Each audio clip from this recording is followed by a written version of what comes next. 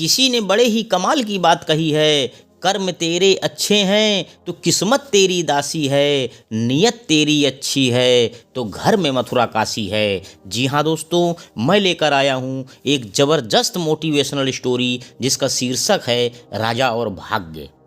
नमस्कार दोस्तों, आप सभी का स्वागत है। आज की कहानी हमको बताएगी कि एक ही वक्त पर पैदा हुए दो बच्चों का भाग्य अलग अलग कैसे होता है। यानी कि अगर एक ही वक्त पर दो इंसान पैदा होते हैं या दो भाई पैदा होते हैं तो एक भाई का आचरण कुछ अलग होता है और एक भाई का कुछ अलग ही दुनिया मिलती है। यही सवाल एक राजा के मन में आया और राजा ने भरी सभा में, जहाँ पर बड़े बड़े विद्वान बैठे हुए थे, उन सभी से एक ही प्रश्न किया कि आप मुझे बताइए कि एक ही समय पर पैदा होने वाले बच्चों का भाग्य अलग अलग कैसे होता है।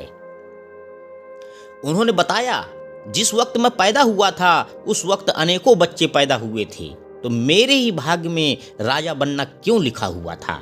एक विद्वान बीच में खड़े हुए और उन्होंने कहा कि इस बात का जवाब आपको वहां से कोसों दूर पहाड़ी पर एक साधु रहता है और वह आपको बता सकते हैं। वह महात्मा तपस्या करते, वह बता सकते हैं। अब राजा के मन में उत्सुकता थी सब कुछ जानने के बारे में और राजा वहां चले गए और उन्होंने देखा कि वह महात्मा आग में से अंगार को पकड़कर खा रहे हैं। तो उन्होंने सवाल किया कि महात्मा जी, मैं आपसे पूछना चाहता हूं कि एक ही वक्त पर पैदा हुए बच्चों का भाग्य अलग अलग कैसे होता है। तो उन्होंने उस पर गुस्सा किया और बोले, चले जाओ यहाँ से, जो पास में झरना बह रहा है वहां पर तुम्हें एक महात्मा मिलेंगे, उनसे तुम यह सवाल पूछ लेना। अब वह राजा उन महात्मा के पास चला गया तो वह महात्मा जो थे वह अपना ही मांस नोच के खा रहे थे, यानी कि अपना ही मांस निकाल कर खा रहे थे।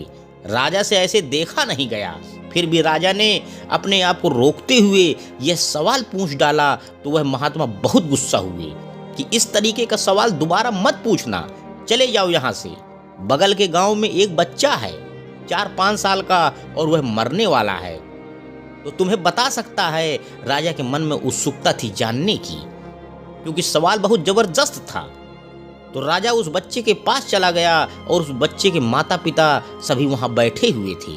तो उस बच्चे से भी राजा ने यही सवाल किया कि तुम मुझे बता सकते हो कि एक ही वक्त पर पैदा हुए बच्चों का भाग्य अलग अलग कैसे होता है।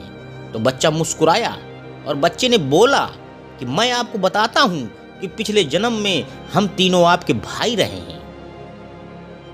जो महात्मा अंगार निकाल कर खा रहे थे, जो आपको दिखा अपना ही मांस खा रहे थे, और हम चारों पिछले जन्म में भाई थे। और जंगल में एक बार हम सब ने रोटियां बनाई थी। जब हम रोटियां खाने वाले थे तभी एक साधु आए थे और उन्होंने कुछ मांगा था कि उन्हें भी भूख लगी हुई थी, सबके पास एक एक रोटी थी। तो सबसे पहले उन्होंने अंगार वाले साधु से रोटी मांगी, तो साधु ने मना कर दिया कि अगर मैं तुम्हें रोटी दे दूंगा तो क्या मैं अंगार खाऊंगा। दूसरा उन्होंने मांस वाले साधु से कहा कि मुझे रोटी चाहिए बाबा, तो उन्होंने कहा कि अगर मैं तुम्हें रोटी दे दूंगा तो क्या मैं मांस खाऊंगा। और मैंने भी मना कर दिया कि मैं तुम्हें रोटी नहीं दे सकता। और चौथे तुम थे कि तुम्हारे पास एक रोटी थी और तुमने आधी रोटी उन महात्मा को दे दी और उन्होंने अपना पेट भरा, बाकी को श्राप मिला और तुम्हें आशीर्वाद मिला। मर्म की बात यह थी कि आपके आज के जो अच्छे कर्म हैं उसका नतीजा आपको जरूर आगे के जन्मों में मिल सकता है। आज आप क्या करते हैं? तो दोस्तों, यही कारण था कि वह राजा था, उसका जो प्रश्न था उसका जवाब मिल चुका था कि एक ही वक्त पर पैदा हुए बच्चों का भाग्य अलग अलग कैसे होता है। दोस्तों, कुल मिलाकर बात यही है कि आपका कर्म यह बताता है कि आप कितने आगे जाएंगे, आपको अगले जन्म में क्या मिलने वाला है। इसलिए अच्छे अच्छे कर्म करिए दोस्तों, लोगों की मदद करिए, हमेशा स्वार्थी मत रहिए। कर्म वो आईना है जो हमें हमारा असली चेहरा दिखा देता है। कर्मों से डरिए, ईश्वर से नहीं। ईश्वर माफ कर देता है, कर्म नहीं। कर्मों से ही पहचान होती है।